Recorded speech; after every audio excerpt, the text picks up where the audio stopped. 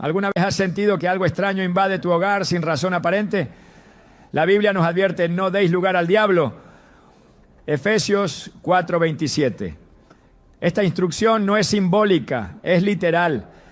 El enemigo no siempre entra por la puerta grande, muchas veces lo hace a través de objetos aparentemente inofensivos colocados por personas con intenciones ocultas. Las Escrituras nos muestran que tanto en el Antiguo como en el Nuevo Testamento, los objetos consagrados al mal fueron usados para traer destrucción, confusión y enfermedad sobre los hogares. Hoy profundizaremos en una verdad inquietante. Existen elementos que las brujas y agentes del enemigo colocan intencionalmente en tu casa para afectarte espiritualmente. Te mostraremos cómo identificarlos y eliminarlos con autoridad espiritual. Revelaremos los pasos para proteger tu hogar según la palabra de Dios. ¿Estás listo para entender lo que Dios tiene reservado para ti cuando limpias tu entorno de toda obra del maligno? Hay casas en las que todo parece ir bien, hasta que de repente la armonía se rompe. Discusiones sin motivo, enfermedades que no cesan, insomnio inexplicable, una presencia pesada que se siente aunque nadie más esté ahí. Y entonces uno se pregunta: ¿qué cambió? ¿Qué se rompió en el ambiente espiritual? La respuesta muchas veces no está en lo visible, sino en lo espiritual, y más específicamente en lo que sin saberlo hemos dejado entrar. La Biblia lo advierte de forma contundente: no deis lugar al diablo. Efesios 4:27. Este no es un simple consejo, es una advertencia urgente para proteger nuestras vidas, nuestras familias y nuestras casas de cualquier acceso que el enemigo pueda aprovechar. Porque lo cierto es que no todo lo que se introduce en un hogar llega solo con intenciones humanas. Hay objetos que portan cargas, pactos y maldiciones. Objetos aparentemente inofensivos que han sido utilizados por brujas y agentes del mal para abrir puertas en el mundo espiritual. Desde los tiempos más antiguos, los objetos han sido utilizados como instrumentos de conexión espiritual. Dios mismo instruyó a Moisés sobre la construcción del tabernáculo con elementos específicos que reflejaban santidad, pureza y comunión. El arca del pacto, por ejemplo, no era solo una caja, era el lugar donde la presencia de Dios habitaba entre su pueblo. Pero así como hay objetos sagrados que traen bendición, también existen objetos profanos que cargan maldición. En el libro de Josué encontramos una historia que ilustra este principio de manera estremecedora. Acán, miembro del pueblo de Israel, desobedeció las instrucciones de Dios tras la conquista de Jericó. Tomó para sí un manto babilónico, plata y oro, objetos malditos que debían ser destruidos. A simple vista era solo un botín de guerra, pero espiritualmente lo que Acán había llevado al campamento era condenación. Y las consecuencias no se hicieron esperar. Israel, que venía de victoria en victoria, fue derrotado en la batalla siguiente. El pueblo entero sufrió y Dios no volvió a estar con ellos hasta que el objeto maldito fue expuesto y eliminado. Israel ha pecado, han tomado del anatema, por eso no podrán hacer frente a sus enemigos. Josué 7:11-12.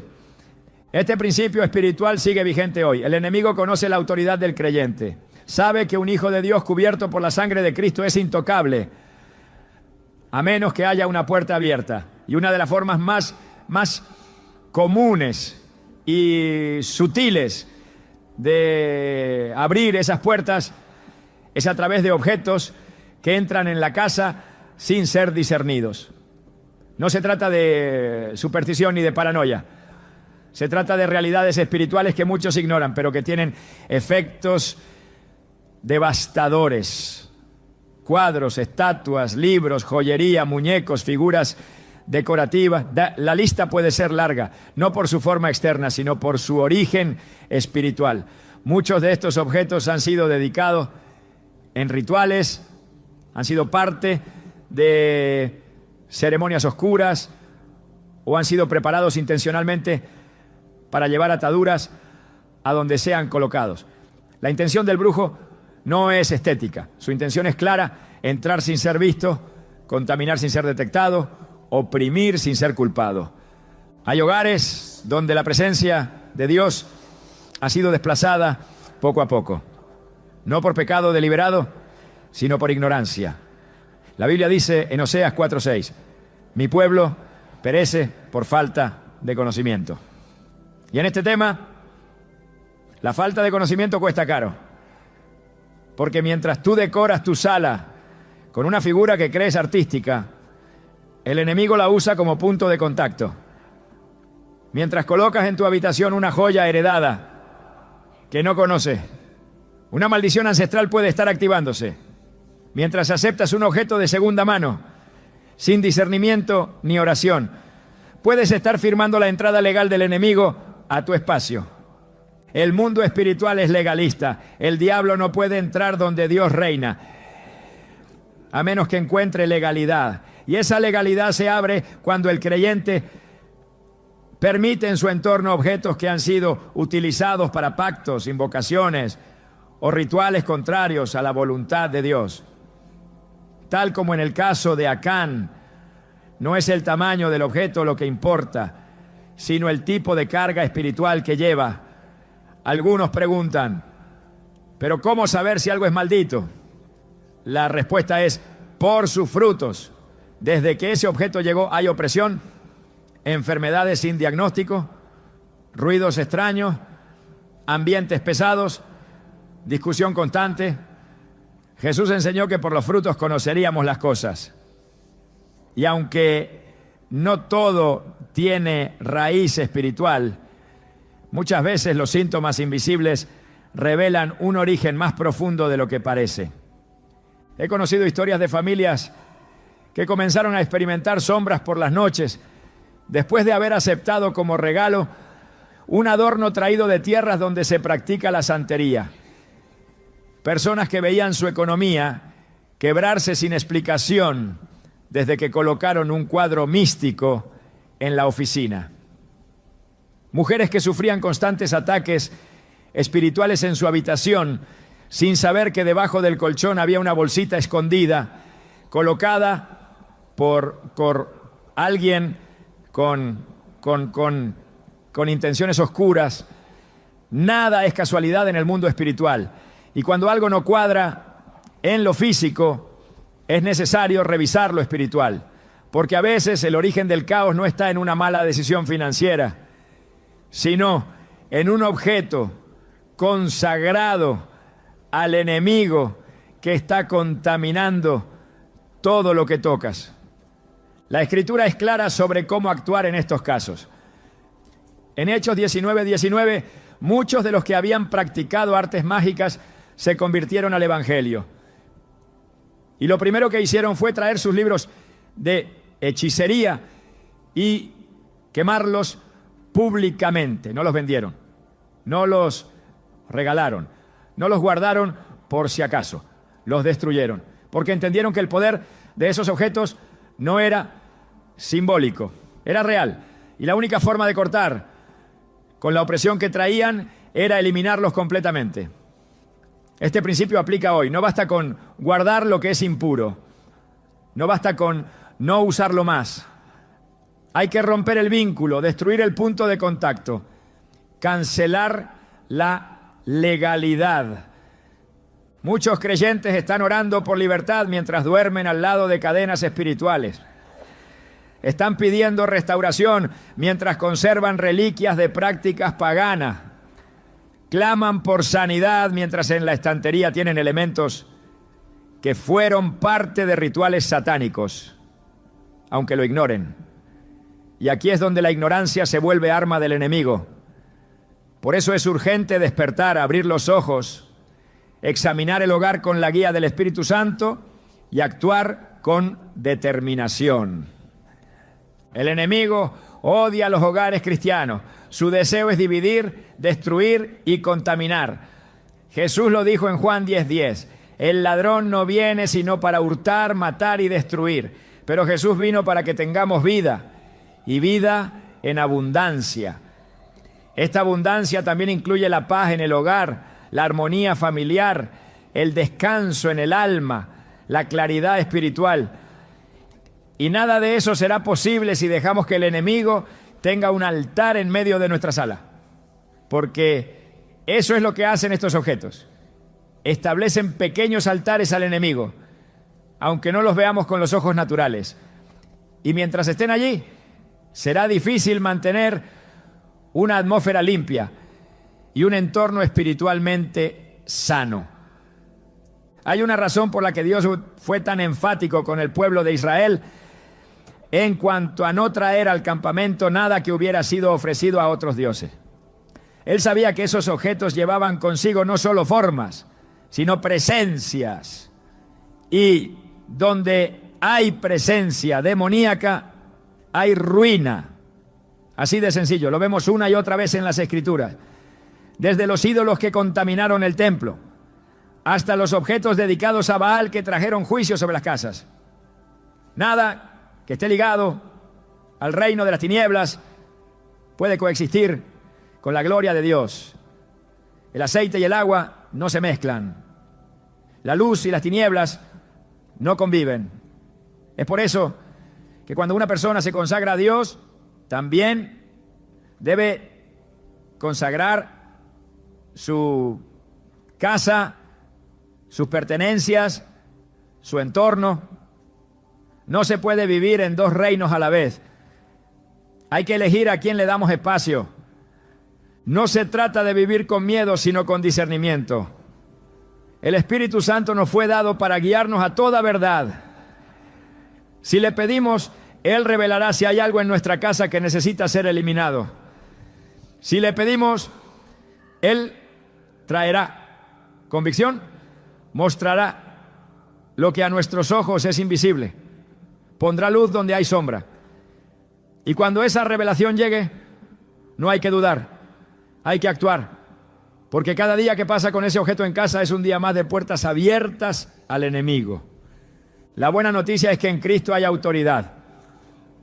No importa cuán oscuro sea el objeto, no importa cuán fuerte fue el rito con el que fue consagrado, no importa cuántos años ha estado en tu casa.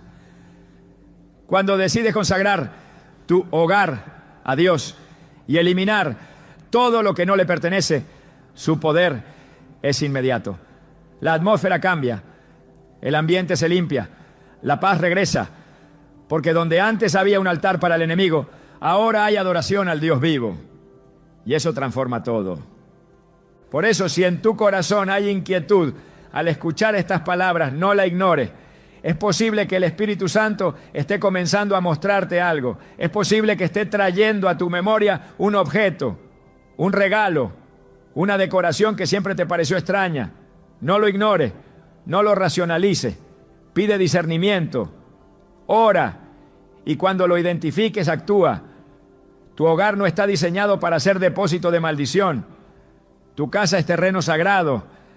Es espacio para la presencia de Dios, no para la opresión espiritual. El primer paso hacia la libertad es la conciencia.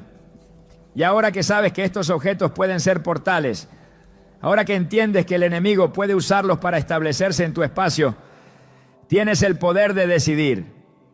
Como Josué dijo al pueblo, escoge hoy a quién servirás. Pero yo y mi casa serviremos al Señor. Josué 24:15. Que esa sea también tu declaración. En el reino espiritual nada es inocente. Cada objeto, cada forma, cada símbolo puede ser una representación de principios celestiales o una herramienta al servicio de las tinieblas. La palabra de Dios es clara en cuanto a la presencia de imágenes y figuras que representan realidades espirituales, tanto en el cielo como en la tierra. En el libro del Éxodo, Dios ordenó a Moisés esculpir querubines sobre el arca del pacto y sobre las cortinas del tabernáculo. no como objetos de adoración, sino como reflejos de una realidad celestial. Esos símbolos eran sagrados porque representaban lo santo, lo puro, lo eterno. Sin embargo, el enemigo ha replicado ese mismo principio con fines contrarios. Lo que en las manos de Dios es revelación, en las manos del adversario se convierte en deformación. Desde los primeros libros de la Biblia, el Señor advirtió a su pueblo sobre el uso de imágenes talladas que tuvieran una función espiritual. En Deuteronomio 7, 25 a 26, Dios declara: las esculturas de sus dioses quemarás en el fuego. No codiciarás plata ni oro de ellas para tomarlo para ti, para que no tropieces en ello, pues es abominación a Jehová tu Dios. No traerás cosa abominable a tu casa, para que no seas anatema como ella. Aquí el mandamiento no es figurado ni abierto a interpretación. Dios no permite que lo impuro comparta espacio con lo consagrado. La imagen tallada, si ha sido dedicada a dioses falsos o cargada espiritualmente, es una abominación, y llevarla al hogar es traer maldición. Hay símbolos y figuras que son diseñados específicamente para atraer, contener o canalizar energía espiritual contraria a Dios. El enemigo, siendo imitador de lo sagrado, ha desarrollado un lenguaje visual a través del cual opera en los hogares. Cada trazo, cada diseño, cada representación cargada de intención espiritual puede abrir puertas, incluso sin conocimiento del que lo posee. Esto es posible porque el mundo espiritual no responde únicamente a la intención del hombre, sino al origen del objeto y a los pactos que lo rodean. Una figura puede parecer decorativa, incluso bella, pero si ha sido concebida en un contexto ocultista, es capaz de establecer un vínculo real con fuerzas de oscuridad. La ignorancia no anula la legalidad espiritual. Por eso, lo que para el ojo natural puede parecer arte, para el mundo invisible puede ser un altar activo. La Biblia condena la idolatría en todas sus formas, no solo como la adoración consciente de una figura, sino también como la presencia tolerada de representaciones que evocan divinidades ajenas al Dios de Israel. El segundo mandamiento, registrado en Éxodo 20, 4 a 5, es categórico. No te harás imagen ni ninguna semejanza de lo que esté arriba en el cielo, ni abajo en la tierra.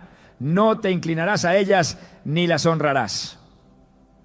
Este mandato no solo se refiere al acto de postrarse, sino también al hecho de permitir que esos objetos compartan espacio con la presencia del Dios vivo. Cuando en el corazón del hogar hay símbolos de culturas paganas, imágenes cargadas de misticismo o figuras asociadas a dioses extranjeros, se interrumpe la atmósfera espiritual que Dios desea establecer. El enemigo ha popularizado formas, íconos y símbolos que están presentes en millones de hogares sin levantar sospecha. Estas representaciones no fueron diseñadas al azar, han sido creadas a lo largo de siglos para ser portadoras de intenciones ocultas. Muchas de ellas derivan de religiones paganas, prácticas esotéricas o escuelas de pensamiento gnóstico que niegan la supremacía de Jesucristo. Su presencia en un entorno cristiano no es inofensiva, es una contradicción espiritual que afecta el fluir de la oración, contamina el ambiente y da acceso legal al adversario. La idolatría no necesita veneración para ser efectiva, basta con la presencia tolerada. En el libro de 2 Reyes 23, el rey Josías llevó a cabo una reforma profunda en Israel, destruyendo ídolos, derribando altares y eliminando todo objeto que pudiera usarse como instrumento de culto falso. Él no permitió que quedaran vestigios de aquello que ofendía a Dios. Esta actitud no fue extremista, fue obediente. La presencia de símbolos profanos en Jerusalén no solo era una afrenta a Dios, era la causa de la decadencia espiritual del pueblo. Josías entendió que no se puede esperar bendición mientras se tolera lo maldito. Esta misma verdad aplica a la del creyente. No se puede edificar un altar de oración mientras en el mismo espacio se encuentran representaciones de entidades contrarias al reino. Las figuras asociadas con animales míticos, criaturas con múltiples ojos, formas geométricas específicas o deidades antiguas no son meramente ilustraciones artísticas, son puertas abiertas. Algunas han sido utilizadas durante siglos en prácticas de invocación, en rituales de iniciación o en ceremonias dedicadas al ocultismo.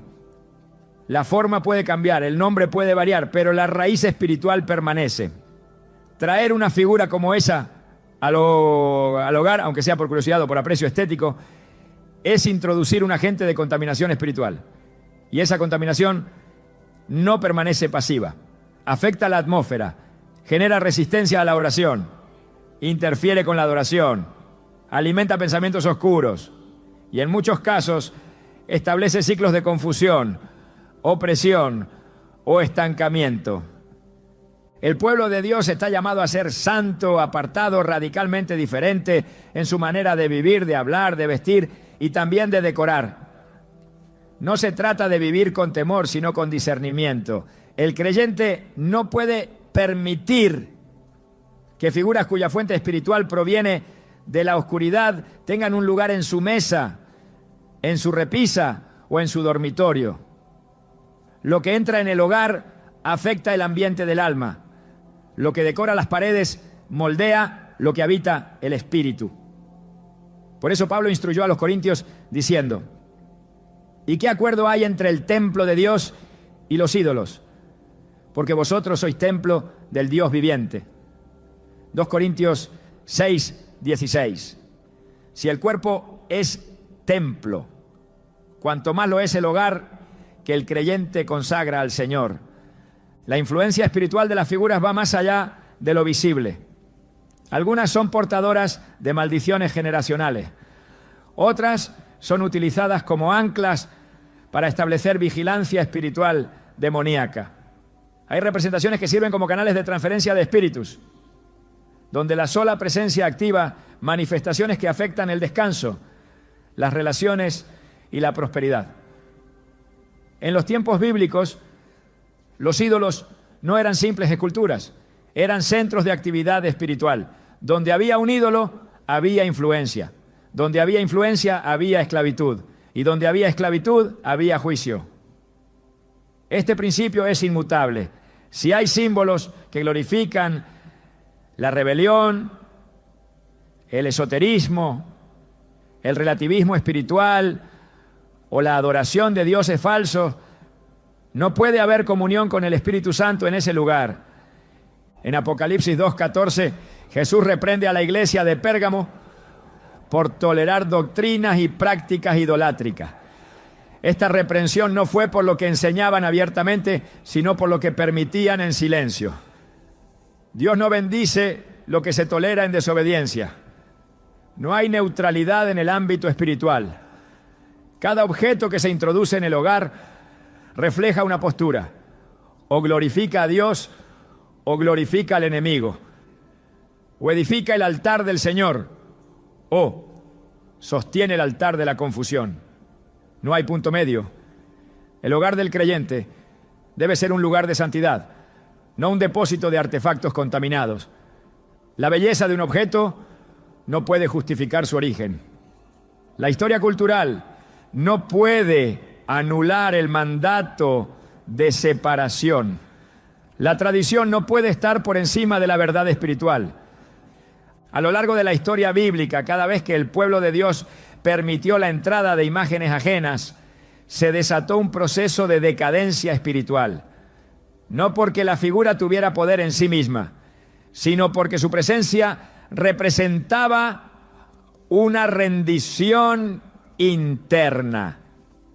Era una señal de que algo en el corazón se había doblegado. Lo externo revela lo interno. Y cuando se permite que lo profano coexista con lo santo, Se pierde autoridad, se debilita la oración, se interrumpe el fluir de la gracia. El creyente que desea caminar en libertad no solo debe cerrar puertas obvias como el pecado, la desobediencia o la rebelión, sino también debe revisar con atención cada rincón de su casa. No hay lugar que el enemigo no quiera infiltrar. No hay habitación que no esté en su agenda. Si encuentra una figura que le pertenece, reclamará legalidad. Y si la encuentra expuesta, activa, visible, no necesitará permiso para operar. Su presencia será suficiente. La limpieza espiritual comienza con el discernimiento visual. El ojo entrenado por la palabra y guiado por el Espíritu Santo puede identificar lo que no armoniza con la santidad. No se necesita una manifestación demoníaca para saber que un símbolo es contrario a Dios. Basta con conocer la verdad, porque la verdad ilumina, la verdad confronta, la verdad revela, y cuando el creyente camina en la luz, todo objeto que fue hecho en tinieblas queda expuesto. En ese momento, la decisión es clara: destruir o tolerar, derribar o justificar. Y la elección que se tome determinará el nivel de libertad que se experimentará. El tiempo en que el pueblo de Dios podía ignorar estos temas ha terminado. Vivimos días donde las tinieblas avanzan sin pudor y donde la batalla espiritual se libra incluso en los detalles. Los símbolos son parte de esa batalla. No son simples dibujos, son declaraciones espirituales. Cada uno proclama un reino, el reino de Dios o el reino de las tinieblas. Y cuando esos símbolos son introducidos al hogar, se convierten en embajadores espirituales del reino que representan. Por eso, si se desea vivir bajo la cobertura de Dios, es necesario examinar con rigurosidad qué imágenes están siendo toleradas. No se puede pedir protección mientras se honra lo impuro. No se puede declarar victoria mientras se convive con lo que representa derrota. No se puede caminar en autoridad mientras se conservan símbolos de opresión. La santidad no es una opción, es una condición para la presencia. Y donde hay presencia de Dios, no hay espacio para lo que Él aborrece. Uno de los métodos más silenciosos y eficaces que el enemigo utiliza para infiltrar hogares consagrados a Dios es el disfraz de la generosidad. El regalo, en apariencia inofensivo, ha sido empleado desde tiempos antiguos como medio de transferencia espiritual. El enemigo conoce la naturaleza emocional del ser humano, su inclinación a confiar en aquello que viene envuelto en amabilidad o afecto, y lo usa para traspasar fronteras que de otra forma le estarían prohibidas. La Escritura enseña que incluso Satanás se disfraza como ángel de luz, 2 Corintios 11:14. Y dentro de ese disfraz muchas veces hay un objeto, una pieza, un presente que ha sido consagrado a su servicio. El receptor no lo sabe, pero al aceptarlo también acepta lo que espiritualmente carga. Este principio no es nuevo. En el libro de Números, capítulo 22, se relata cómo Balac, rey de Moab, intentó destruir al pueblo de Israel no mediante armas, sino a través de una maldición disfrazada de palabra. Para esto ofreció a Balaam riquezas y regalos con el propósito de que él profetizara en contra del pueblo de Dios. Aunque Balaam fue impedido por Dios de maldecir, el intento reveló una estrategia espiritual: usar dádivas como canal de influencia maligna. El regalo puede ser un acto externo, pero en el mundo invisible puede representar un pacto, una entrada, una transferencia. En muchas culturas donde se practican rituales ocultistas, los objetos que se consagran para mal son ofrecidos con la intención de ser entregados a la víctima. Estos objetos no necesariamente tienen un aspecto oscuro o intimidante. Pueden ser pulseras, joyas, piezas decorativas, libros, tejidos, instrumentos musicales, muñecos artesanales o incluso alimentos. Lo que define su peligro no es su forma, sino el propósito espiritual con el que fueron preparados. La brujería opera mediante la transferencia. Un objeto tocado, ungido o ritualizado puede portar una carga espiritual que, al entrar a la casa del creyente, comienza a establecer opresión, enfermedad, confusión o conflicto. La víctima no lo nota de inmediato, todo comienza con pequeños cambios. Una oración que ya no fluye igual, una paz que comienza a desvanecerse, un peso en el ambiente que se vuelve constante. La raíz muchas veces está en aquello que fue recibido sin discernimiento. La Biblia enfatiza la necesidad de evaluar el origen de lo que se recibe. En el 1 Juan 4:1 se exhorta: amados, no creáis a todo espíritu, sino probad los espíritus si son de Dios. Esta instrucción no se limita a palabras proféticas, sino que se extiende al contexto espiritual de cualquier cosa que se introduce en el ámbito del creyente. El espíritu detrás de un objeto puede ser probado, no con juicio humano, sino con la guía del Espíritu Santo. El creyente debe desarrollar una sensibilidad espiritual que le permita discernir más allá de lo visible, porque no todo lo que brilla trae bendición y no todo lo que se ofrece nace del amor. La astucia del enemigo se manifiesta precisamente en que sabe disfrazar lo impuro de pureza, sabe presentarse en formas que no despiertan sospecha. En el contexto de regalos esto se vuelve especialmente efectivo. Cuando alguien recibe un objeto como muestra de aprecio, su corazón se abre. Ese acto de apertura, aunque emocional, tiene consecuencias espirituales. Abrir el corazón sin discernimiento es como abrir la puerta del hogar sin preguntar quién llama.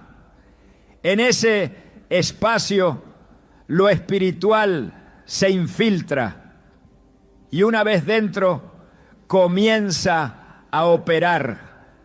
La historia del pueblo de Israel muestra repetidamente que los objetos traídos del exterior, si no eran consagrados al Dios verdadero, traían consigo contaminación.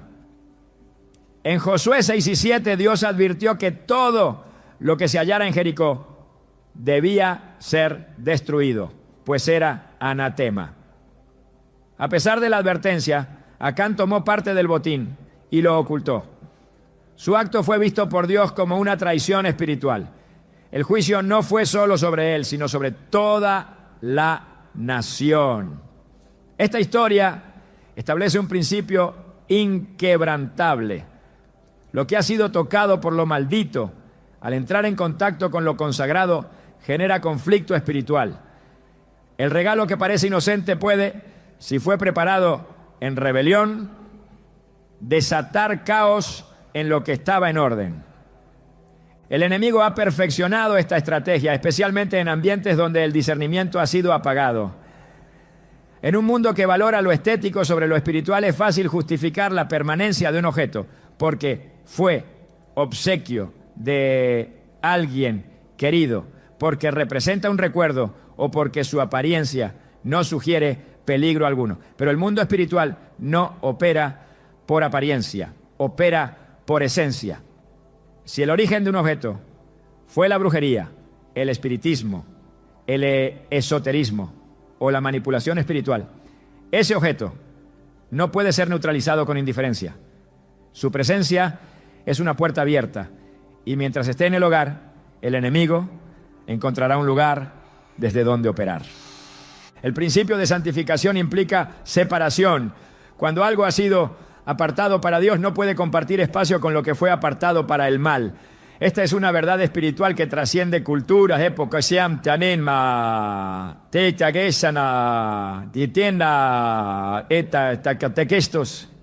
La casa del creyente es un santuario, es un lugar que debe reflejar la presencia de Dios.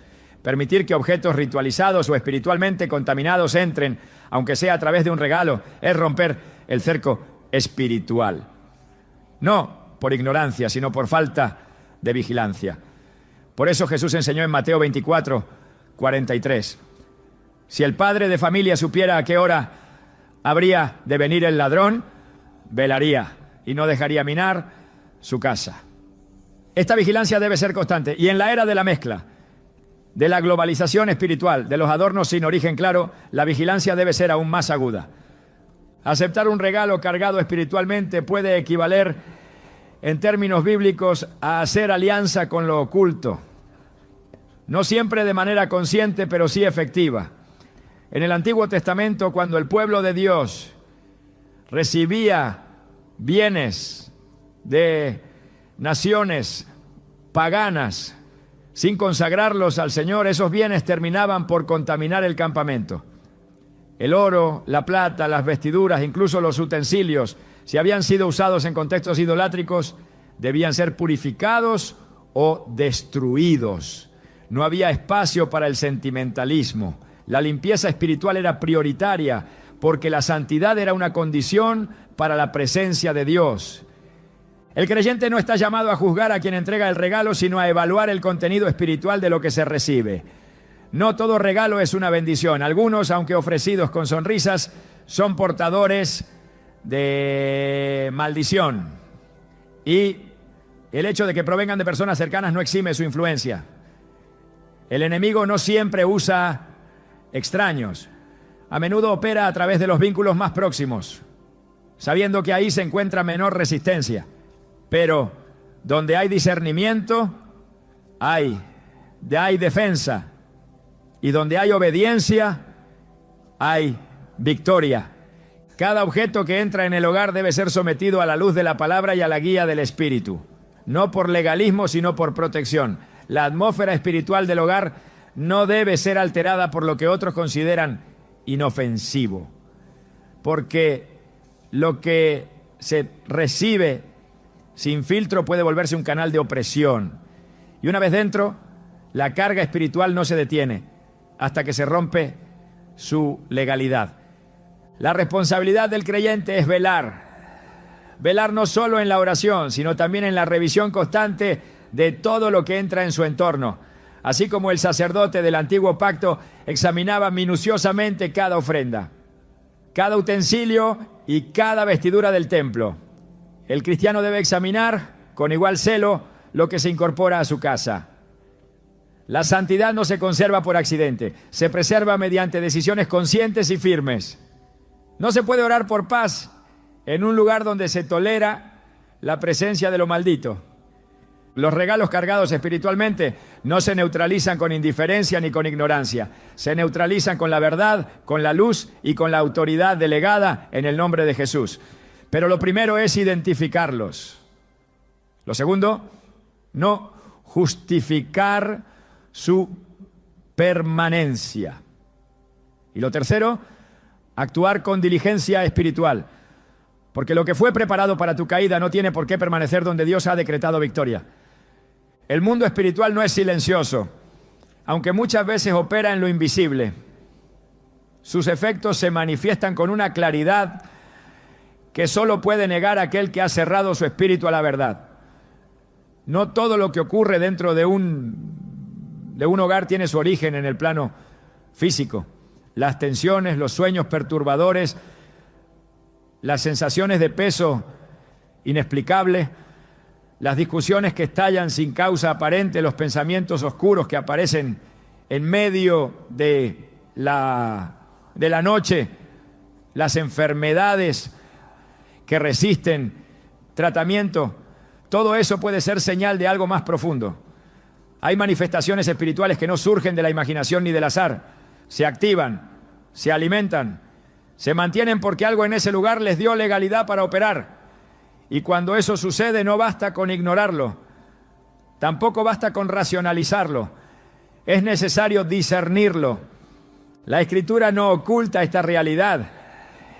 Desde el Génesis hasta el Apocalipsis, Dios muestra cómo lo espiritual interfiere directamente en lo natural. El ambiente de un lugar puede cambiar cuando lo santo entra, pero también cuando lo profano se instala. Así como la presencia de Dios llenaba el tabernáculo con gloria, así también la presencia de lo impuro puede llenar un espacio con opresión. No se trata de simbolismo, es manifestación real.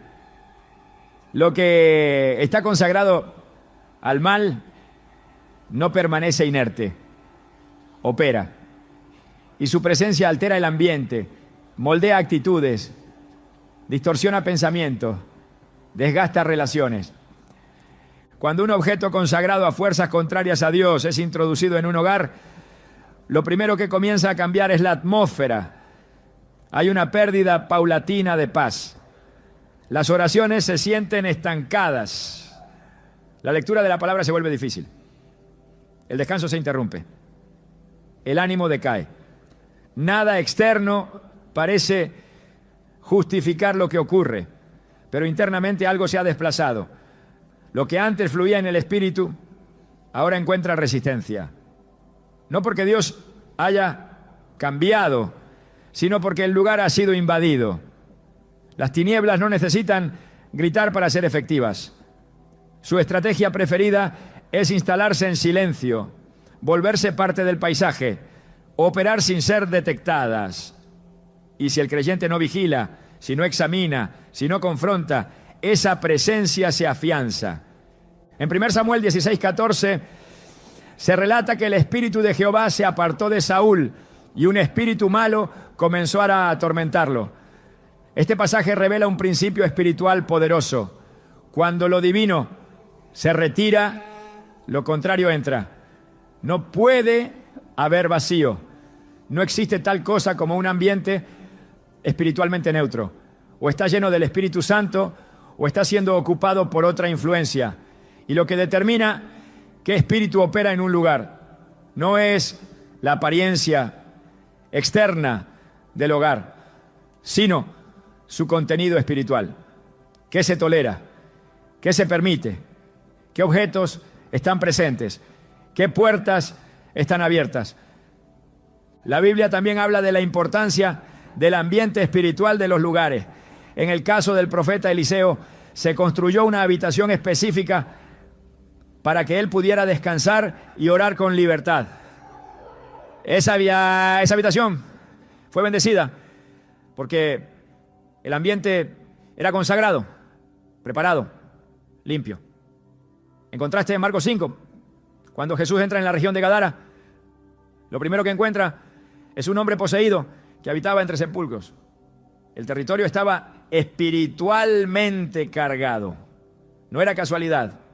Los demonios habían tomado espacio y su presencia no solo afectaba al hombre, sino también a la atmósfera del lugar, tanto que los habitantes temían, evitaban, se alejaban.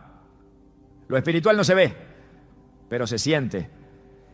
Y cuando la atmósfera está contaminada, la evidencia no se manifiesta solo en el cuerpo, sino en la mente, en el ánimo, en las emociones, en los vínculos. Un hogar que ha sido invadido por objetos malditos no siempre mostrará una manifestación dramática. El enemigo sabe cuándo debe esconderse. Su propósito es permanecer el mayor tiempo posible sin ser desalojado. Por eso se manifiesta con síntomas que se atribuyen fácilmente al estrés, a las emociones, a las circunstancias.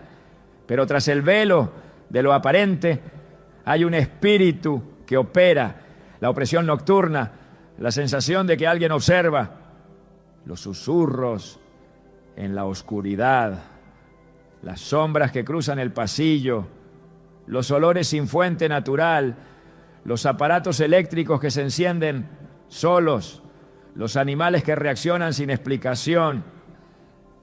Todo eso puede ser señal de que algo no fue bienvenido, pero entró. Y si entró, es porque encontró una puerta. No se trata de superstición, se trata de principios espirituales. En Hechos 19, 11 a 12, Dios hacía milagros extraordinarios por medio de Pablo. Incluso pañuelos y delantales que él tocaba eran llevados a los enfermos. Y las enfermedades se iban. Pero no solo las enfermedades. También los espíritus malos salían. Si un objeto puede ser cargado de unción, también puede ser cargado de maldad. Lo que ha sido consagrado a las tinieblas transporta consigo esa carga.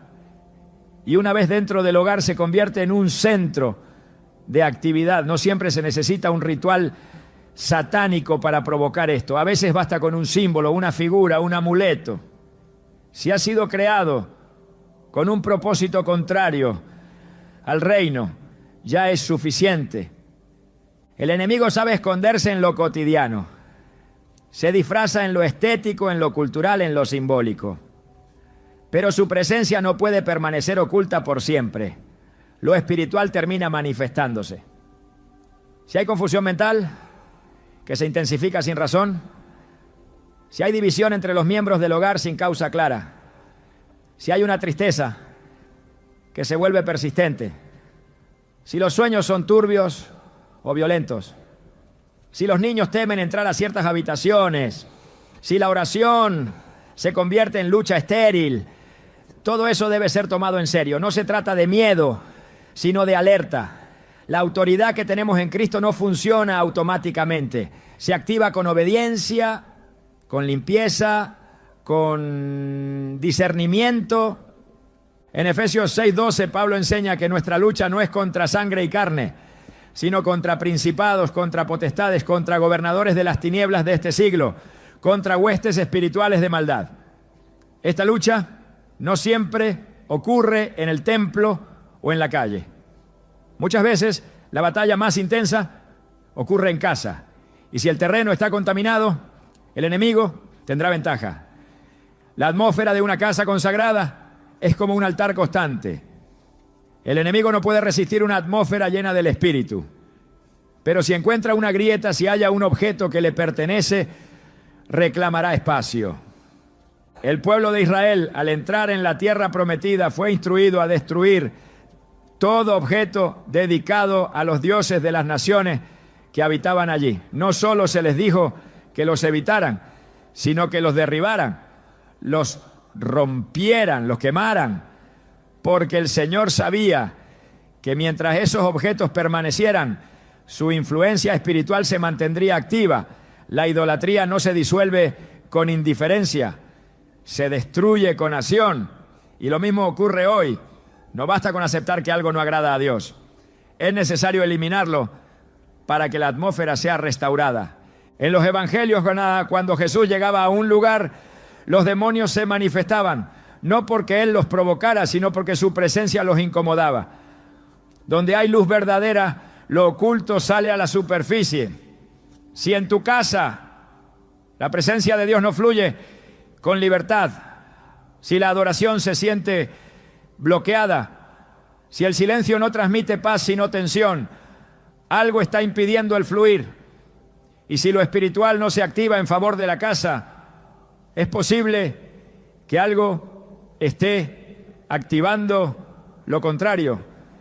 La atmósfera no miente. Lo que se respira en un lugar revela quién está operando allí. Hay hogares donde la enfermedad se ha convertido en rutina, donde los ciclos de pérdida se repiten una y otra vez, donde los matrimonios viven en constantes crisis, donde los hijos no pueden dormir tranquilos, donde el sustento económico parece desvanecerse sin razón. Nada de eso es normal, nada de eso es parte del diseño de Dios. Todo lo que es constante, todo lo que resiste la oración, todo lo que se ha vuelto patrón debe ser investigado. Porque el enemigo no solo ataca desde fuera, muchas veces opera desde dentro, desde un objeto, desde una figura, desde un elemento que fue ignorado, pero que nunca dejó de actuar. La oración tiene poder, pero ese poder se activa con obediencia. No se puede declarar victoria sobre una casa contaminada sin primero limpiar el terreno. La sangre de Cristo limpia, pero el corazón debe estar dispuesto a desalojar lo que se ha tolerado. La unción libera, pero necesita espacio. El Espíritu Santo no comparte habitación con ídolos, con símbolos del ocultismo, con objetos que fueron consagrados a deidades contrarias. Donde hay luz verdadera, lo demás debe salir. La manifestación espiritual no es una amenaza para el creyente obediente, es una señal de que el enemigo fue detectado. Y esa detección debe ser seguida por acción, no por temor, sino por convicción. El que limpia su casa verá la diferencia. El que consagra su espacio experimentará la libertad. La atmósfera del hogar debe reflejar la atmósfera del cielo. Paz, orden, presencia, dirección. Y si algo está interfiriendo con eso, no es de Dios. La casa del creyente no es solo refugio físico, es altar, es santuario, es lugar de adoración. No se puede permitir que lo profano contamine lo santo. Donde el Espíritu de Dios habita, hay libertad. Y esa libertad comienza cuando lo oculto es traído a la luz. No basta con orar, hay que revisar. No basta con pedir, hay que actuar.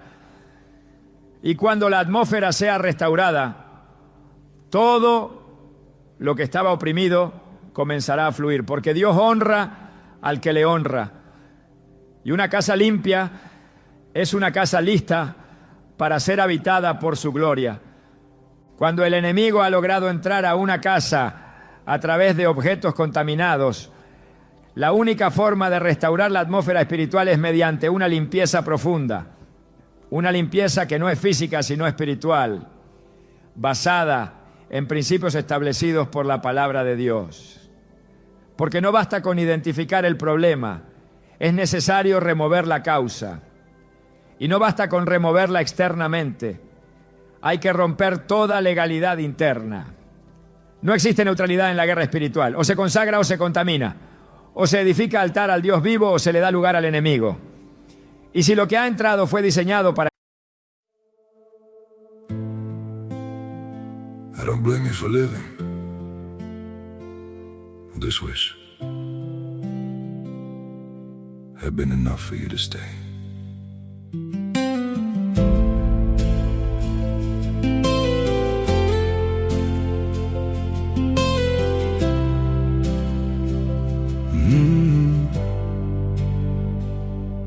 I saw it coming in the way you changed, in the silence between your words. Every I'm fine felt heavier than truth, like something breaking unheard. I tried to fix what I didn't understand, held on tighter as you slipped away. But love can't grow where it's already gone.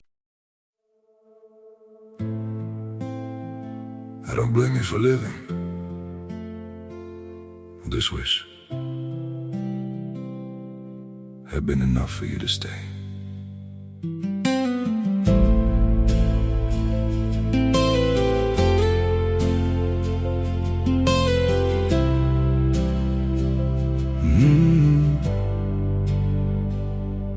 I saw it coming in the way you changed, in the silence between your words. Every I'm fine felt heavier than truth, like something breaking unheard.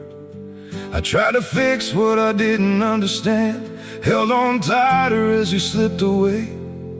But love can't grow where it's already gone. I don't blame you for living this wish had been enough for you to stay.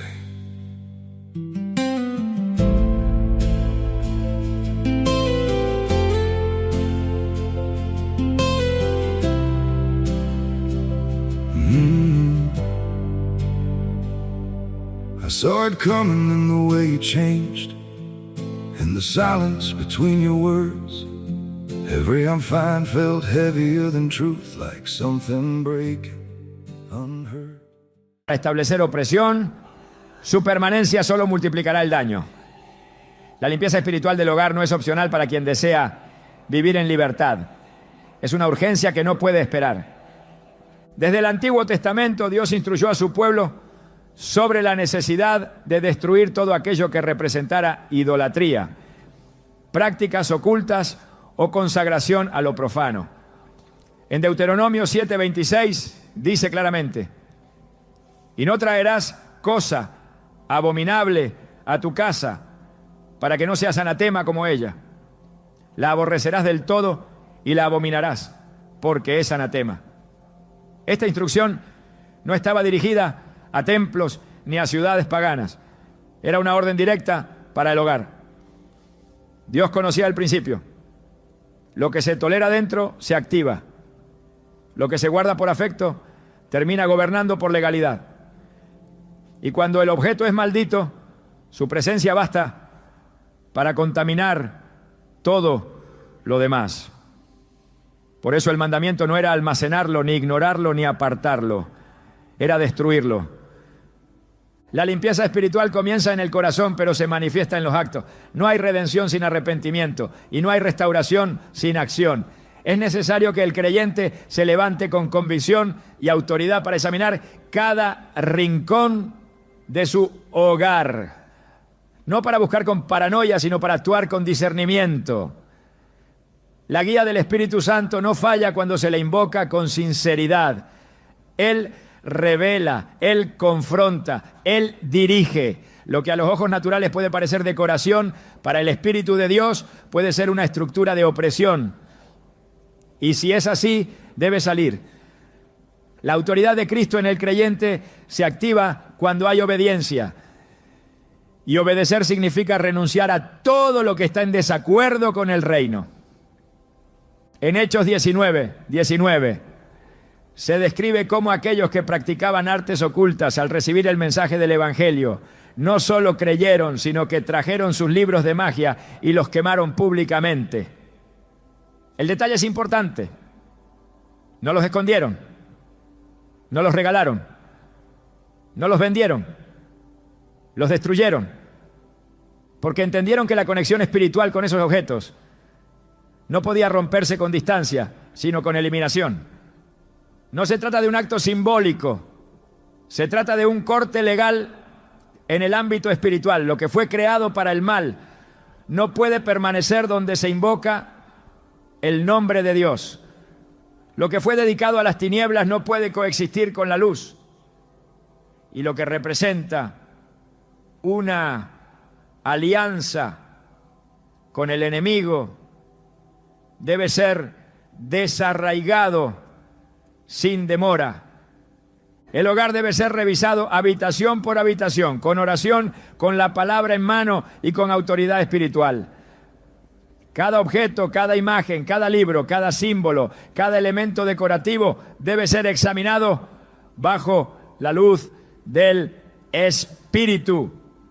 Si su origen es dudoso, si su simbolismo es esotérico, si fue traído de contextos ritualistas o si genera inquietud en el espíritu, su lugar no es en el hogar del creyente. Lo que no glorifica a Dios no tiene cabida. Y lo que sirve como canal para el enemigo debe ser removido sin contemplación. No se trata de temer, sino de limpiar. La limpieza espiritual no es un acto de desesperación, sino una declaración de pertenencia. El creyente que limpia su casa está diciendo: este territorio le pertenece al Señor. Y esa declaración tiene peso en el mundo espiritual. Donde antes había legalidad para la opresión, ahora hay protección por el pacto. Donde antes había acceso para el mal, ahora hay cobertura divina. La atmósfera cambia cuando la presencia de Dios encuentra un espacio preparado. Y ese espacio se prepara con obediencia radical. La oración que acompaña este proceso no es cualquier oración. Es una proclamación de autoridad, es un clamor por santidad, es una confesión de entrega. El creyente no ora para ver si algo sucede, ora porque tiene la certeza de que el poder de Dios ya ha sido liberado. En Santiago 5:16 está escrito: la oración eficaz del justo puede mucho. Esa oración, unida a la acción, es capaz de romper cadenas invisibles, desalojar presencias oscuras y restaurar el fluir del Espíritu en cada ambiente del hogar. El aceite, símbolo bíblico de consagración, puede ser utilizado como señal profética, no por superstición, sino por fe. En Éxodo 40, Dios mandó ungir con aceite todo el tabernáculo, cada utensilio, cada espacio. No por ritualismo, sino por santificación. Y ese principio puede ser aplicado al hogar. Una vez que los objetos contaminados han sido removidos, el lugar debe ser consagrado. No basta con vaciar, hay que llenar. No basta con sacar lo profano. Hay que invitar lo santo. Y esa invitación se hace con oración, con adoración, con palabra, con presencia constante de Dios. Porque un espacio limpio es una victoria momentánea, pero un espacio lleno de Dios es una victoria permanente. La limpieza espiritual también exige que el corazón del creyente permanezca vigilante. No basta con limpiar una vez, la vigilancia debe ser continua. Jesús lo expresó claramente en Mateo 12, 43 a 45, cuando habló del espíritu inmundo que sale del hombre y al no encontrar lugar donde habitar, regresa y encuentra la casa barrida, adornada pero vacía. El resultado fue peor que el estado inicial. ¿Por qué? Porque la limpieza sin llenura es invitación al retroceso. Por eso, después de limpiar el hogar de todo objeto maldito, el creyente debe establecer un altar de adoración en su casa. No un objeto físico, sino una vida consagrada, una atmósfera constante de oración, un ambiente que refleje el carácter de Dios, donde su palabra es leída, su nombre exaltado y su voluntad obedecida. La limpieza espiritual también rompe ciclos, porque muchas veces lo que opera en una casa afecta a generaciones. El enemigo no solo busca destruir el presente, sino sembrar patrones en los que habiten los hijos y los nietos. Pero cuando se rompen los vínculos espirituales con lo maldito, también se rompe el ciclo de opresión.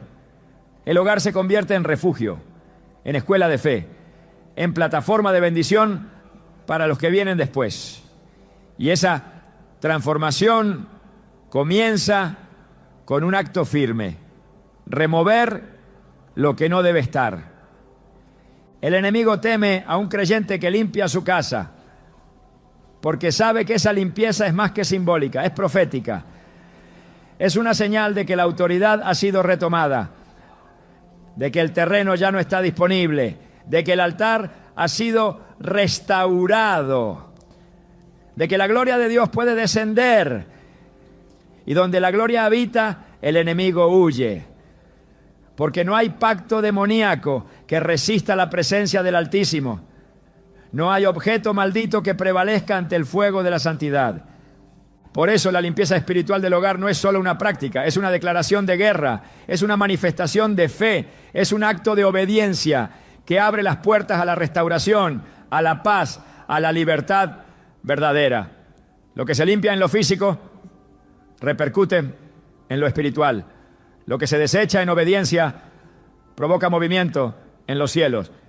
Y lo que se consagra con sinceridad establece un nuevo nivel de cobertura, de protección y de comunión con el Espíritu de Dios. El poder para cerrar toda puerta al enemigo no proviene del esfuerzo humano ni de una fórmula religiosa, sino de la autoridad que Dios ha delegado en aquellos que caminan bajo su pacto.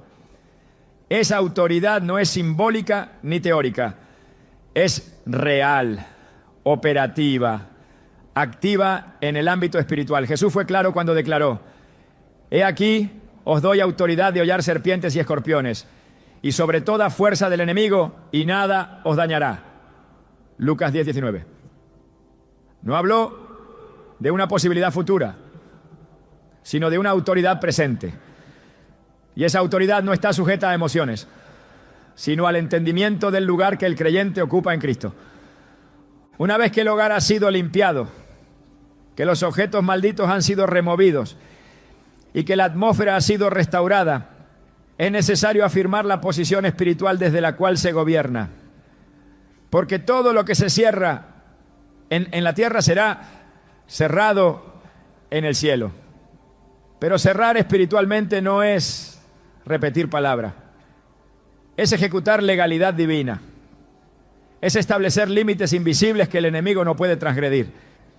Y esos límites se trazan con obediencia, con santidad, con comunión profunda con Dios. Donde hay sumisión a su voluntad, hay respaldo de su trono. La autoridad fluye desde esa alineación. En Efesios 2:6 se afirma que Dios nos resucitó juntamente con Cristo y nos hizo sentar en los lugares celestiales con Él.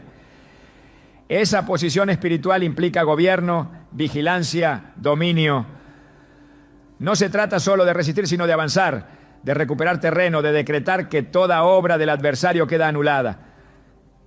El creyente no vive como esclavo de las circunstancias, sino como hijo del Rey. Y donde hay hijos, hay herencia. Donde hay herencia, hay poder. Y donde hay poder, hay libertad.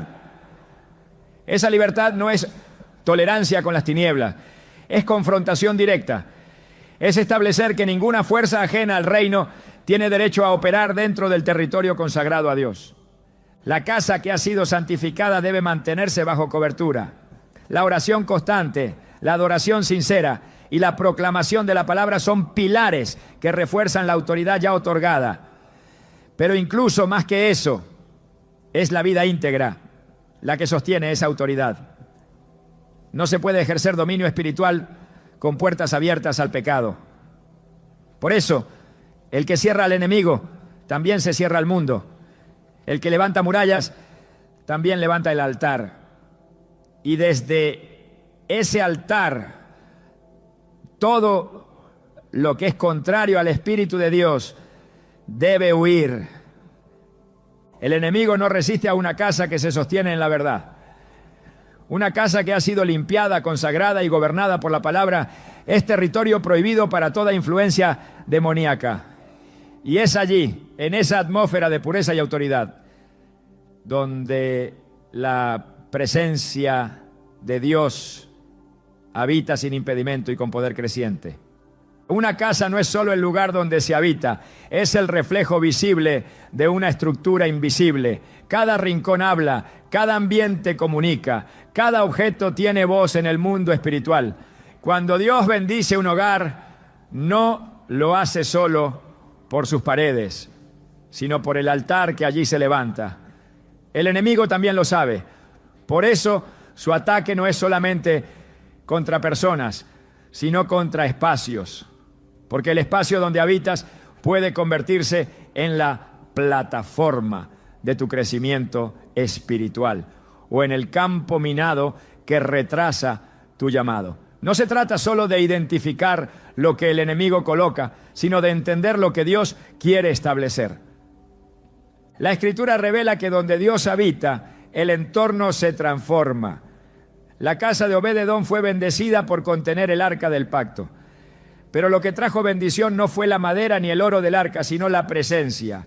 Y esa presencia solo descansa donde hay honra, donde hay santidad, donde hay orden espiritual. El enemigo lucha por ensuciar esos lugares porque sabe que si contamina el altar, interrumpe el fuego. Si logra apagar la adoración, debilita la visión. Si logra instalar una atmósfera adversa, bloquea el propósito. No es un ataque al azar, es una estrategia dirigida. Por eso, más allá de limpiar, de identificar o de cerrar puertas, hay un llamado superior: construir un hogar donde Dios se deleite. No solo un lugar sin maldición, sino un lugar lleno de gloria. Porque expulsar lo impuro es solo el principio. Lo más poderoso ocurre cuando el espacio se llena de la presencia del Altísimo, cuando las conversaciones reflejan fe, cuando los muros escuchan cánticos, no quejas, cuando la atmósfera provoca descanso en el alma y dirección en el espíritu. Ese es el diseño del cielo para la casa del creyente. En un mundo donde las tinieblas avanzan sin vergüenza, tener un hogar encendido por la luz de Dios es más que necesario, es urgente. La casa se convierte en el primer altar antes que el templo. Es donde se libra la primera batalla y donde también debe surgir la primera victoria. Lo que se permite dentro define lo que se proyecta fuera. Si el altar está vivo, la familia prospera. Si el altar está caído, el enemigo encuentra acceso. Hoy el llamado no es solo a eliminar lo que el enemigo trajo, es a establecer lo que Dios anhela. Que tu casa sea antorcha, no solo refugio. que sea plataforma, no solo protección, que sea trinchera, no solo descanso, porque el hogar del justo no es un lugar pasivo, es un territorio profético, diseñado para provocar el avance del reino. ¿Estás listo para que tu casa no solo esté limpia, sino que se convierta en un lugar donde la gloria de Dios repose con poder? Ese es el verdadero objetivo y ese es el verdadero llamado.